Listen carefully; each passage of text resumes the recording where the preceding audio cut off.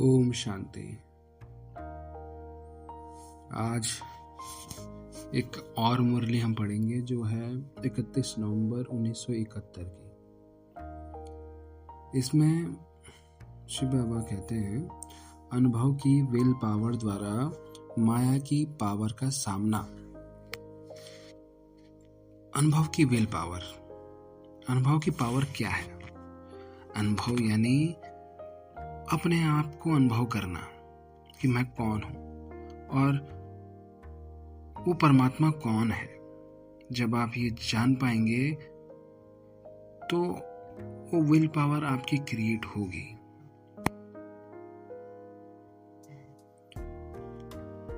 अभी आप खुद को क्या अनुभव करते हैं?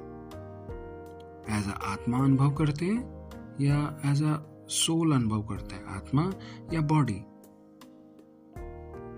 जाहिर सी बात है, आप बॉडी ही अपने आप को अनुभव करते हैं। अपना नाम, अपनी पहचान, अपने संबंध, यही आप अपने आप को जानते हैं, राइट?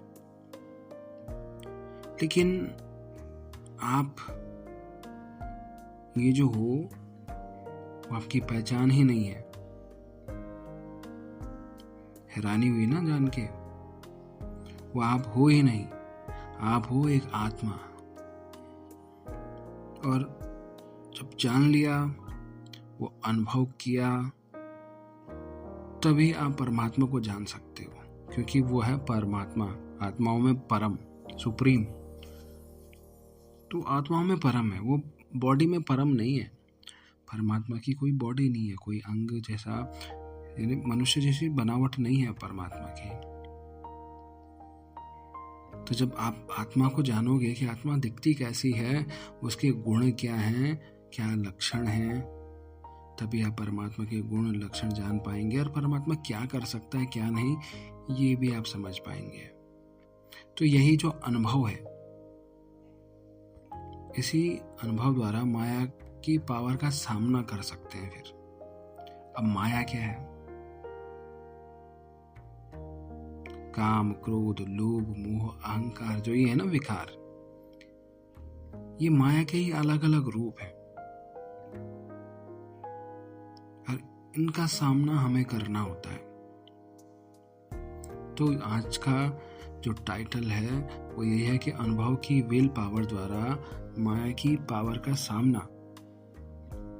बाबा पूछ रहे हैं, रूहानी ड्रिल जानते हो? परमात्मा पूछ रहे हैं कि रूहानी ड्रिल जानते हो? रूहानी यानी आत्मिक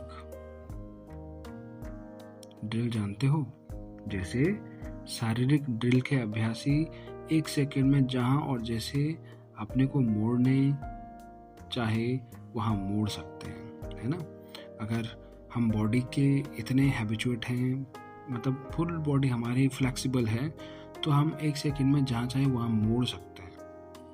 ऐसे रूहानी ड्रिल करने के अभ्यासी 1 सेकंड में बुद्धि को जहां चाहो, जब चाहो, उसी स्टेज पर, उसी परसेंटेज से स्थित कर सकते हो। ऐसे एवर रेडी रूहानी मिलिट्री बने हो। अभी अभी ऑर्डर हो, अपने संपूर्ण निराकारी, निरहंकारी, निर्विकारी स्टेज पर स्थित हो जाओ। तो क्या स्थित हो सकते हो? या साकार शरीर, साकारी सृष्टि या साकारी संकल्पना चाहते हुए भी अपने तरफ आकर्षित करेंगे? इस देह की आकर्षण से परे 1 सेकंड में हो सकते हो। हार और जीत का आधार 1 सेकंड होता है, तो 1 सेकंड की बाजी जीत सकते हो। ऐसे विजयी अपने आप को समझते हो? ऐसे सर्व शक्तियों के संपत्तिवान अपने को समझते हो, या अभी तक संपूर्ण संपत्तिवान बनना है? दाता के बच्चे सदा सर्व संपत्तिवान होते हैं। ऐसे अपने को समझते हो, या कभी अभी तक 63 जन्मों के भक्तपन या भिखारीपन के संस्कार कब इमर्ज होते हैं? बाप की मदद चाहिए, आशीर्वाद चाहिए, सहयोग चाहिए, शक्ति चाहिए। चाहिए तो नहीं है, चाहिए शब्द दाता, विधाता, वरदाता बच्चों के आगे सौंपता नहीं है। अभी तो विधाता और वरदाता बनकर विश्व की हर आत्मा को कुछ न कुछ दान या वरदान देना है, न कि यह चाहिए का संकल्प अभी तक करना है, ये नहीं करना है। तुम विधाता वरदाता बनकर विश्व की हर आत्मा को कुछ न कुछ दान या वरदान देना है। सुन रहे हो? तुम सुन रहे हो ना? परमात्मा कह रहे हैं कि तुम्हें विश्व की हर एक आत्मा को विधाता और वरदाता बनकर कुछ न कुछ दान वरदान देना है। तुम कौन हो ये समझो, और तुम चाहिए बोलते हो।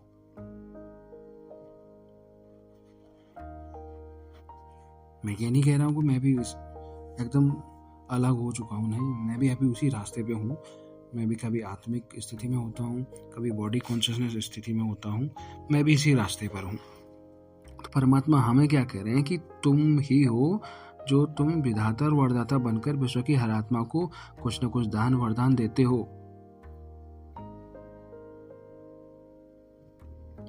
इतनी बड़ी पहचान है हमारी, लेकिन हम क्या करते हैं, हम खुद ही की उलझनों में लगे रहते हैं। परमात्मा ऐसा क्यों कह रहा है? क्योंकि वो हमारी पहचान जानता है यार, और हमें नहीं पता है। जैसे एक सफेद कपड़ा है, उसमें कई सालों से वही पहना है, तो आज वो मैला हो गया है, काला हो गया है, और हम धीरे धीरे समय के साथ हम ये समझ रहे हैं कि इसका रंग काला ही है, सफेद हम भूल गए। लेकिन परमात्मा जानता है कि इस ओरिजिनल कपड़े का कलर क्या था।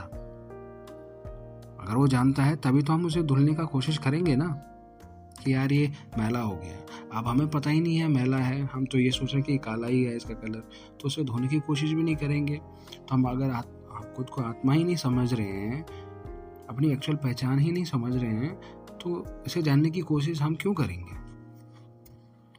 लेकिन परमात्मा सब कुछ जानता है। हर एक कल्प में वो हमारी जर्नी देखता है कि तू कहाँ से कहाँ तक आया, कैसे तूने विकारों पर जीत पाई, और फिर तू अपने वास्तविक स्वरूप में आया।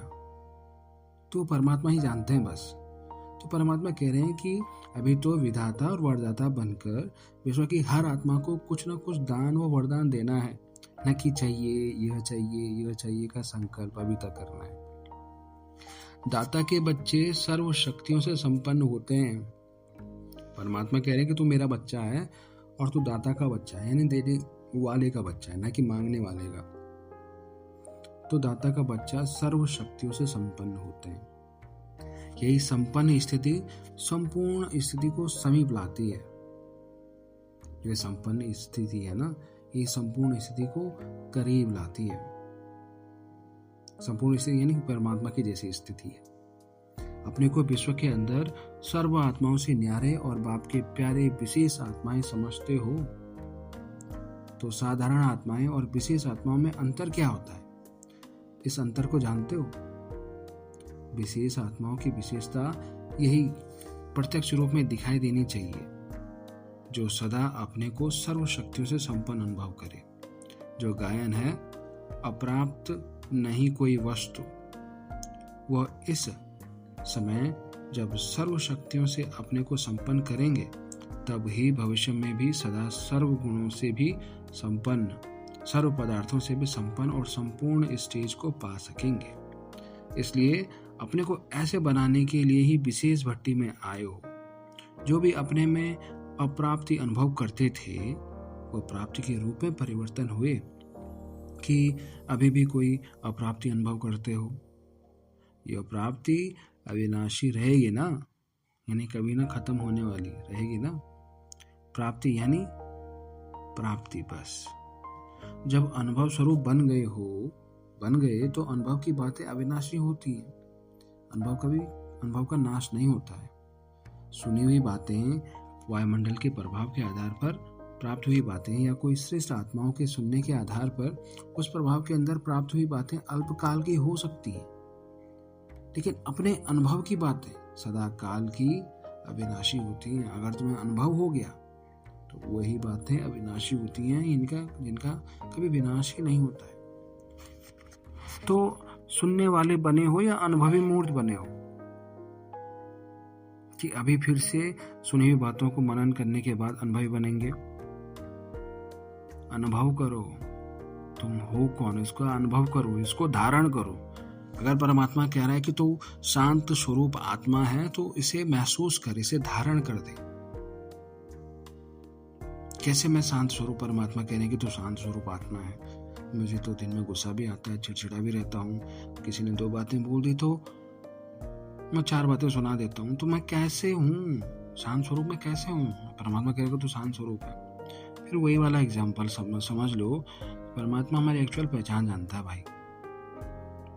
ये जो कोई सिग्नल पे कोई भिखारी छोटा बच्चा भीख मांग रहा है, उसे नहीं पता है कि वो किसका बेटा है, लेकिन अगर उसका बाप उसे देखता है तो पहचानता है कि तुझे किडनैप कर दिया गया था,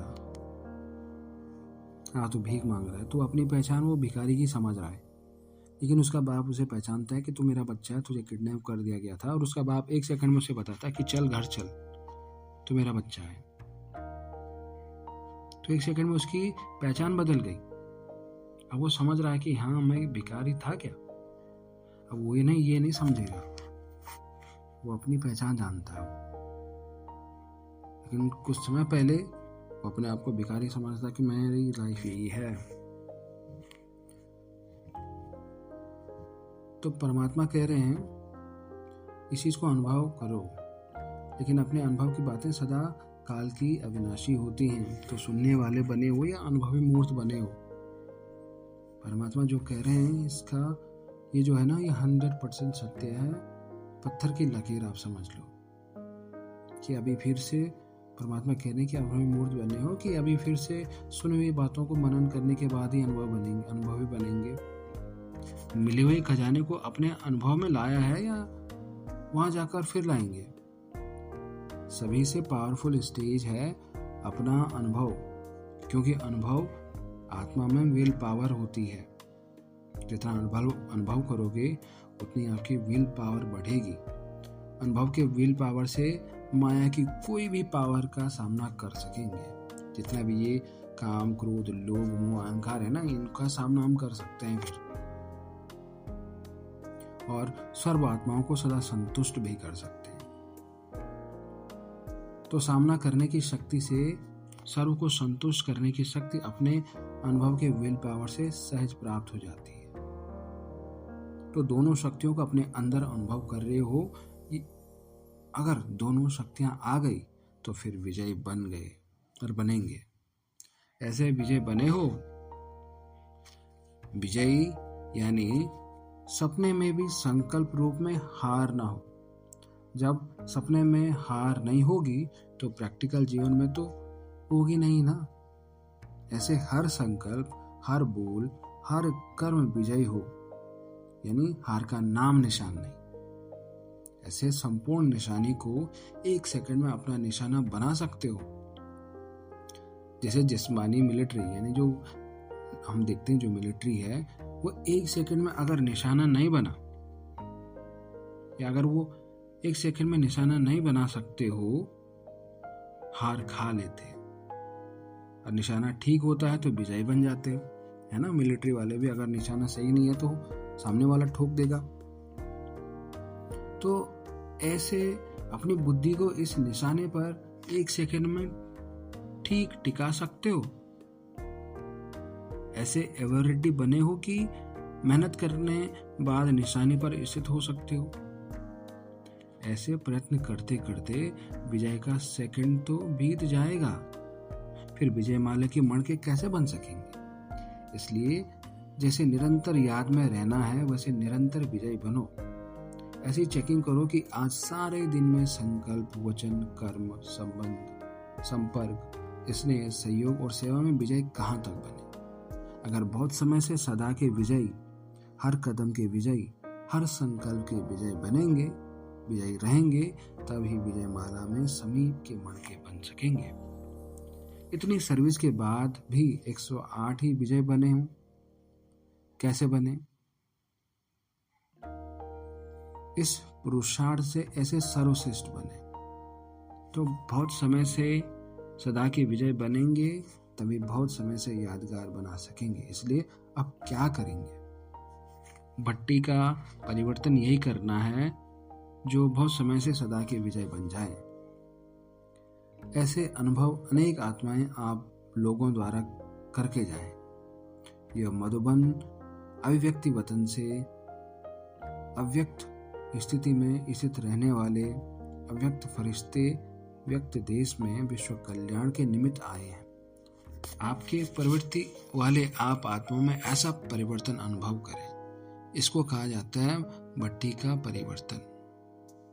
नैन रूहानियत का अनुभव कराएं, चलन बाप के चरित्रों का साक्षात्कार कराएं, मस्तक मणि का साक्षात्कार कराएं। यह अव्यक्ति सूरत दिव्य अलौकिक स्थिति का प्रत्यक्ष रूप दिखाएं। आपकी अलौकिक वृत्ति कोई भी तमोगुणी वृत्ति वाले को अपने स्वतोगुणी वृत्ति की स्मृति दिलाए। इसको कहा जाता है परिवर्तन, या इसको ही सर्विसेबल कहा जाता है, जो हर कदम में सर्विस में तत्पर रहते हैं। ऐसे सर्विसेबल बने हो। ऐसे नहीं कि 4 घंटे की सर्विस करनी है, सदा के विजय बनना है। सदा सर्विस में तत्पर रहने वाले सदा के सर्विसेबल का 1 सेकंड भी सर्विस के बिगड़ ना जाए। ऐसे सर्विसेबल बनना यही विशेष आत्माओं की विशेषता है। तो सभी बातों में फुल बनना है। बाप की महिमा में सभी शब्दों में फुल आता है ना, तो सभी बातों में फुल है, वो फेल नहीं होते। फुल में फ्लो नहीं होता, इसलिए फेल नहीं होते।